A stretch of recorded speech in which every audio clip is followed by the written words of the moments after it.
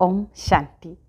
ভাল দিন আহিব, মোলৈ কিবা ভাল খবৰ আহিব, মোক কোনোবাই ভাল পাব, মোক কোনোবাই বুজিব, মোৰ কোনোবাই খবৰ ল'ব, এইবিলাক কথালৈ কিন্তু আপুনি অপেক্ষা কৰি নাথাকিব দেই, নহ'লে গোটেই জীৱনটো আপোনাৰ অপেক্ষাতে শেষ হৈ যাব, নহয় জানো? গতিকে নিজৰ ভাল দিন নিজে প্ৰস্তুত কৰক।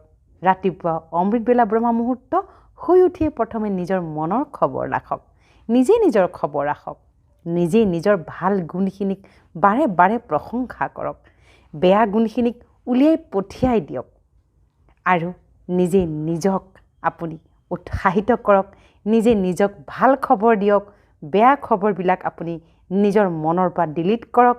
এই গোটেই প্ৰচেছটো আপুনি মেডিটেশ্যনৰ দ্বাৰা কৰক, যাক আমি ৰাজযোগ মেডিটেশ্যন বুলি কওঁ। সেই মেডিটেশ্যনৰ দ্বাৰা আপুনি নিজৰ জীৱনটো সকলোতকৈ শ্ৰেষ্ঠ কৰি তোলক। ওম শান্তি।